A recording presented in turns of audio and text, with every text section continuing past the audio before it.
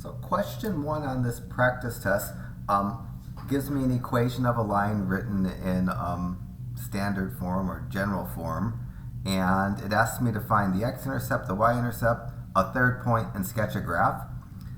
Finding the intercepts, there's no kind of flexibility in what we do. To find an x-intercept, which 1a wants me to do, I let the y equal to 0. And do the algebra to solve for x. This you might be able to do in your head, because the math isn't that disgusting.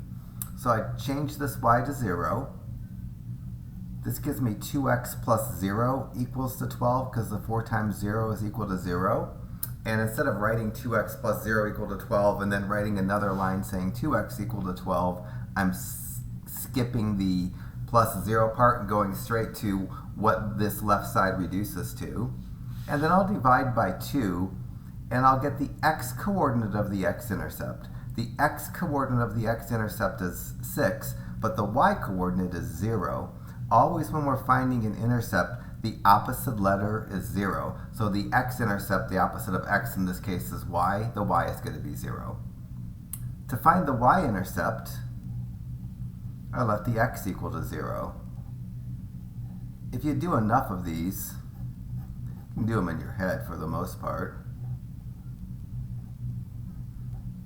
unless there's ugly fractions going on.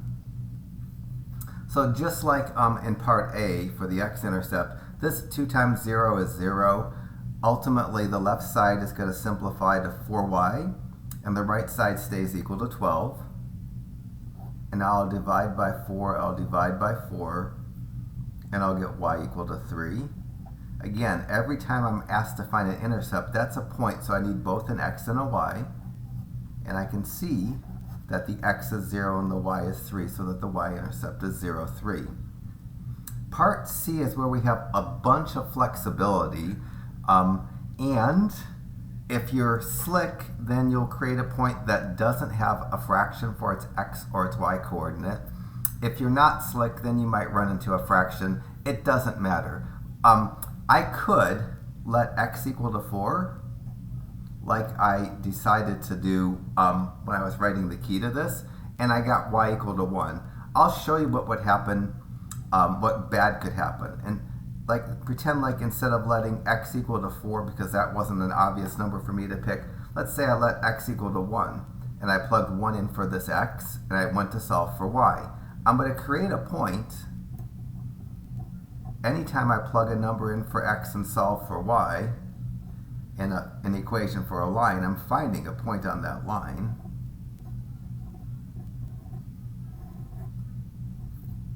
But if I don't pick my x's or my points, my choices to plug in cleverly, then I could be doomed to getting a fraction.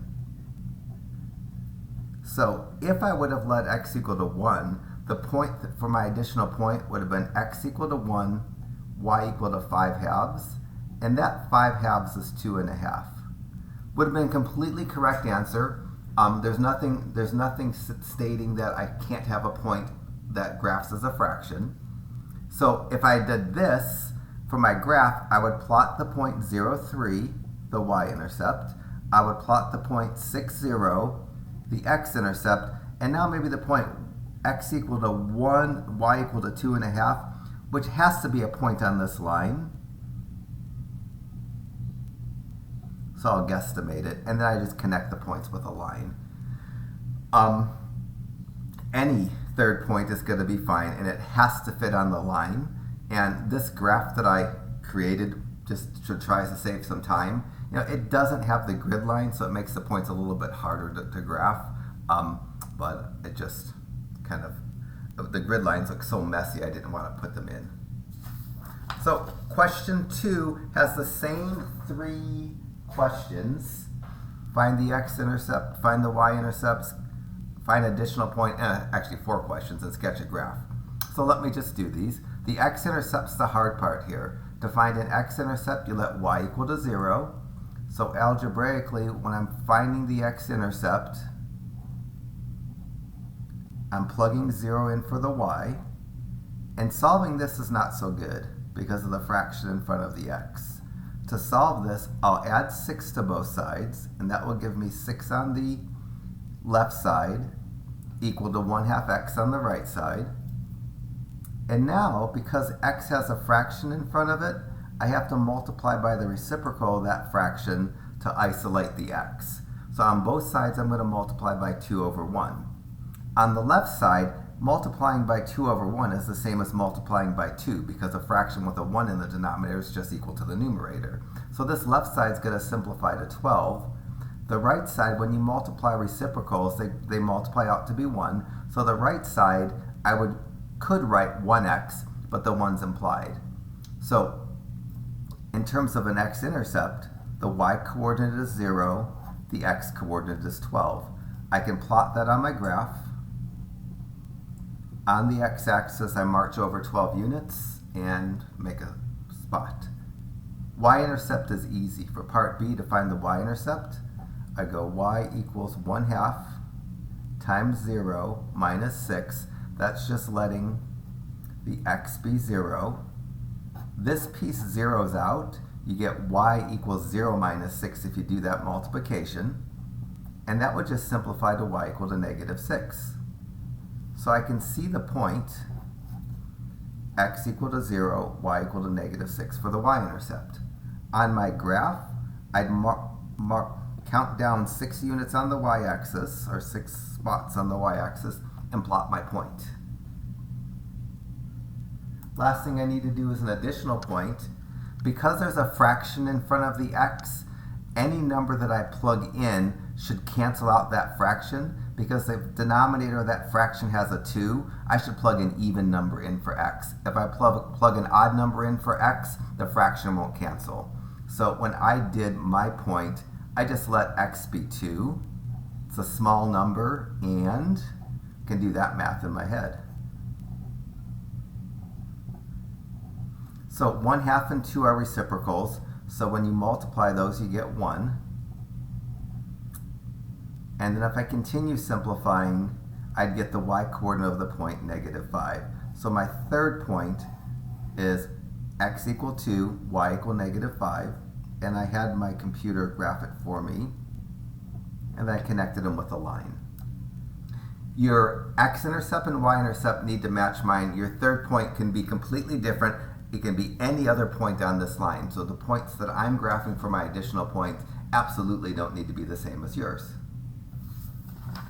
Problems 3 and 4 are vertical and horizontal lines because they either only have an x or only have a y. And for those, I have to know some of the theory. So for problem 3 and 4, I'm supposed to find 3 points, plot the points, sketch a graph. Once I have the graph done, find the x-intercept. Once I have the graph done, find the y-intercept. Problem 3 wants me to graph the equation x equal to negative 5. First by finding 3 points, plotting the points, and sketching a graph. Well, because there isn't a y, I don't need to do any algebra to find the 3 points. Any 3 points that has x equal to negative 5 will work. It doesn't matter what the y's are. So I just picked negative 5, 0, negative 5, 3, negative 5, 6. I could have picked, negative 5, 103. It doesn't matter. As long as the x is negative 5, it doesn't matter what the y is. Any point with an x equal to negative 5 will be on the line x equal negative 5. So I picked my 3 points, and now I graphed them. I plotted the point negative 5, 6. I plotted the point negative 5, 3. And I plotted the point negative 5, 0. Had my computer draw a graph, or the line for me. And that's for part B and C. I plotted the points and sketched the graph. Now I'm going to use my graph to find the x and the y-intercept. An x-intercept is any point where the graph crosses the x-axis. So the x-axis is this horizontal axis. This graph crosses the x-axis at that point negative 5, 0. So that is an x-intercept. So when I answered 3D to use the graph to find the x-intercept, I looked at the x-axis, saw there was a point on the x-axis, I called that the x-intercept, I should have written it as negative 5, 0. I forgot the negative sign. I have to go back and fix that. And then in terms of the part E, to find the y-intercept, well, the y-axis is this vertical axis, and if I look at up and down the entire y-axis, there's not a single point marked on the y-axis. The graph doesn't cross the y-axis. Because the graph doesn't cross the y-axis, there's no y-intercept. 4 is kind of the twin of this, or the I don't know. It's a similar problem. The parts are the same. Find 3 points, plot the points, sketch the graph, use the graph to find the intercepts. But in problem 4, the equation doesn't have the letter or the variable isolated. So to get started in number 4, I need to take the equation that's presented and isolate the y. So I did the algebra, rewrote the equation as y equal to 5. When I go to do part A, find 3 points, any 3 points where the y is 5 will work. There's no algebra to do. I just picked 0, 5, 3, 5, and 6, 5. You know, I could have picked 17, 5. I could have picked negative 1/2, 5. It wouldn't matter. You could have, your points can be totally different than mine. As long as the y coordinate is 5, your points are correct. I just need 3 different points with a y equal to 5. I'll plot those points. The first point, 0, 5, is on the y-axis. 3, 5, you go right 3 up 5. And 6, 5, you go right 6 and up 5. And then I connect the points with a line. When an equation only has a y, you get a horizontal line. So, found my 3 points, plotted them, sketched a graph. Now I'm going to find the x-intercept. I look at the x-axis. The graph doesn't cross the x-axis. Because the graph doesn't cross the x-axis for part D, there's going to be no x-intercept. Because you only get an x-intercept if there's a point on the x-axis that's, part of the graph. For part E, to find the y-intercept, I look at the y-axis, and there's a point on the y-axis. The point 0, 5 is a point on the y-axis. That's part of this graph. So I'm going to say the y-intercept is the point 0, 5.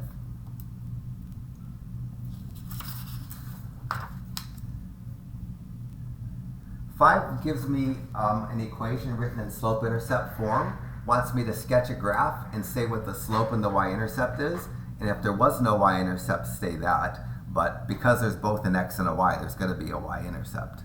So in order to sketch a graph, because this is in y equal mx plus b form, what I did is I plotted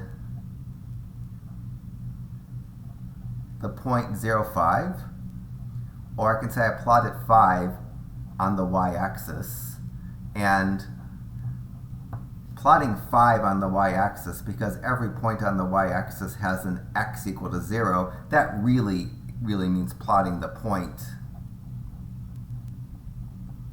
0, 5. So when the equation is written in slope-intercept form, the number after the x is the y-coordinate of the y-intercept. So in part of my answer, because it says to state the value of the slope and the y-intercept, the y-intercept's the point 0, 5. In this y equals mx plus b form, the number in front of the x is the slope, which I snuck in here. And when I went to graph my line, I used the slope to move around from point to point. I'm going to start at the y-intercept at the point 0, 5, and then the numerator of the slope is the up and down direction. If the numerator is positive, it's up. If it's negative, it's down. The denominator is generally always positive in the right direction, the moving right. So to graph, I start with the point 0, 5, and then I go down 3. If I can do that. 1, 2, 1, 2. I can't barely see, this is a bad graph. And then right 2. And then again, down 1, 2, 3, and right 2. And then I could go down 1, 2, 3, and right 2. It would be nice if I left myself some grids, but I didn't, so I'm just kind of fudging because I have a line drawn in by my computer. I know that this will work because the slope was negative 3 over 2. From each point going down 3 and right 2, down 3 and right 2, each time you do that and make a dot, you'll get another point on the graph. So this would be an acceptable graph. So I sketched the graph by plotting the y-intercept and using the slope to move. And because this is in slope-intercept form, the number in front of the x is the slope. The constant after the x is the non-zero part of the y-intercept. 6 and 7 give me 2 points, and they want me to find the slope of a line that connects the 2 points. And in order to do that, I need to know the slope formula. The slope formula basically says I can find the slope of a line that connects 2 points if I form a fraction, and in the numerator I subtract the y-coordinates of the points, and in the denominator I subtract the x-coordinates of the points. Specifically, it says subtract the y-coordinate of the second point minus the y-coordinate of the first point in the numerator, and in the denominator subtract the x-coordinate of the second point minus the x-coordinate of the first point. So I'm using this as my first point, this as my second point, y-coordinate of the second minus y-coordinate of the first over x-coordinate of the second minus x-coordinate of the first. This is going to give me 4 in the numerator, negative 4 in the denominator. That fraction reduces to negative 1. Same question for 7. Find the slope of the line that connects the points 2, 4 and 5, 2. So the algebra is the same. In the numerator, subtract the y-coordinate of the second point, which is 5, minus the y-coordinate of the first point, which is 4. In the denominator, subtract the x-coordinate of the second point, which is 2, minus the x-coordinate of the first point, which is 2. This gives me 1 over 0. Fractions with 0 up top or in the numerator are equal to 0. A fraction with 0 in the denominator, that's undefined. So when I wrote my answer in blue, I wrote undefined for the slope. If there was a 0 in the numerator, I'd write 0 for the slope.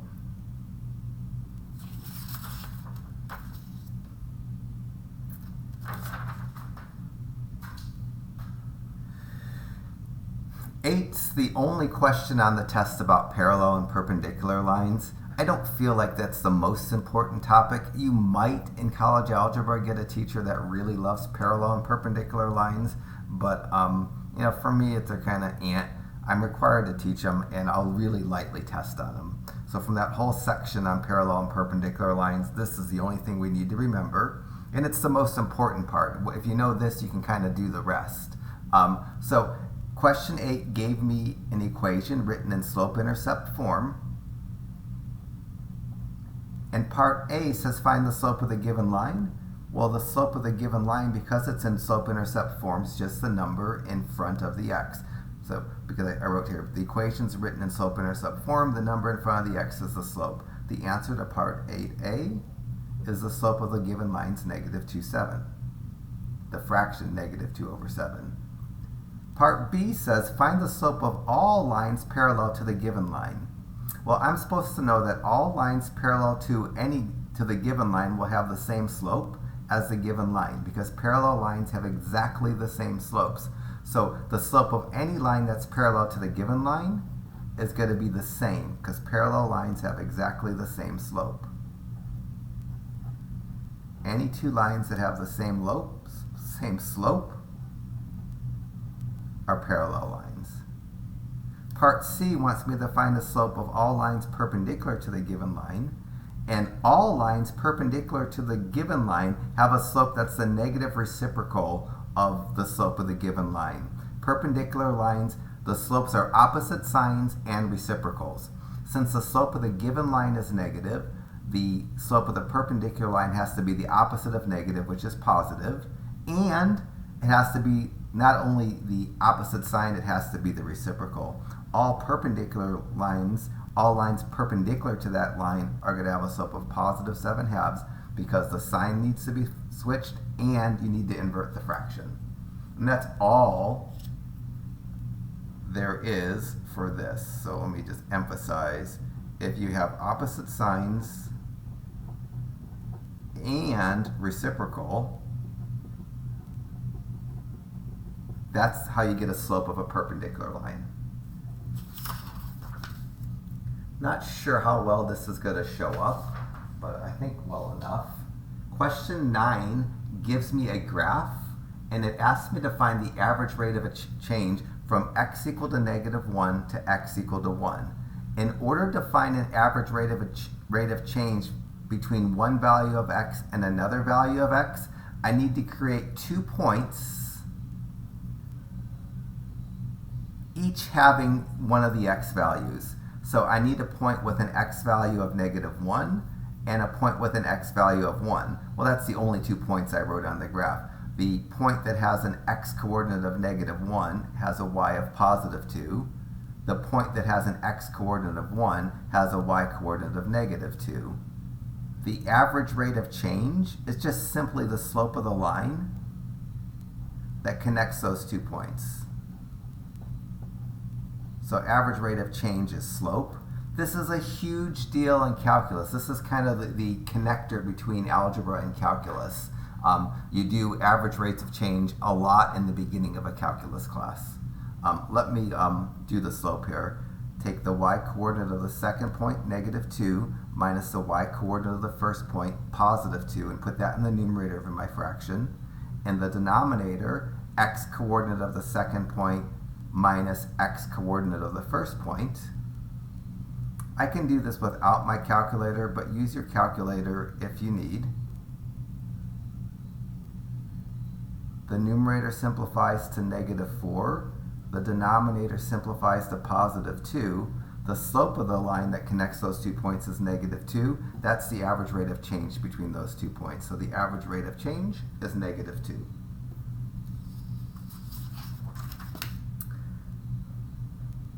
(10) and 11, and then possibly 12, want me to find an equation of a line, and 10 tells me how to find the equation. Quite honestly, if you can get the equation, there's 2 techniques. If you love one technique and don't like the other, I'm not going to take points off if you don't use the technique that I ask. But this problem 10 says use the slope-intercept formula. The slope-intercept formula is y equals mx plus b. It says use the slope-intercept formula to find the slope-intercept form of an equation of a line with slope 2 and point 5, -4. How do I do this? Well, I get ready to write my answer. I know my answer needs to be an equation of a line written in the form y equals mx plus b.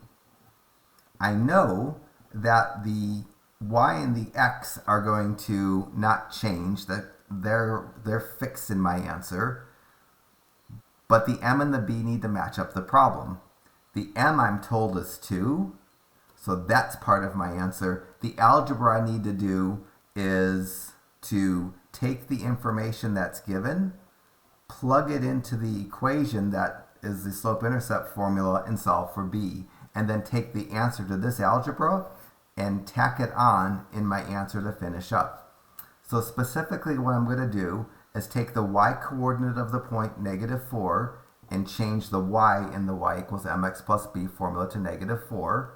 I'm going to take the given value of m and change the m in the formula to 2. And I'm going to take the x coordinate of the point 5 and change the x in the equation to 5. Now it's just algebra. This gives me -4 equals 10 plus b. And now I'm going to minus 10 and minus 10. And that's going to give me -14 equals b. And I put that -14 right after the 2x. If I wanted to, I could have said,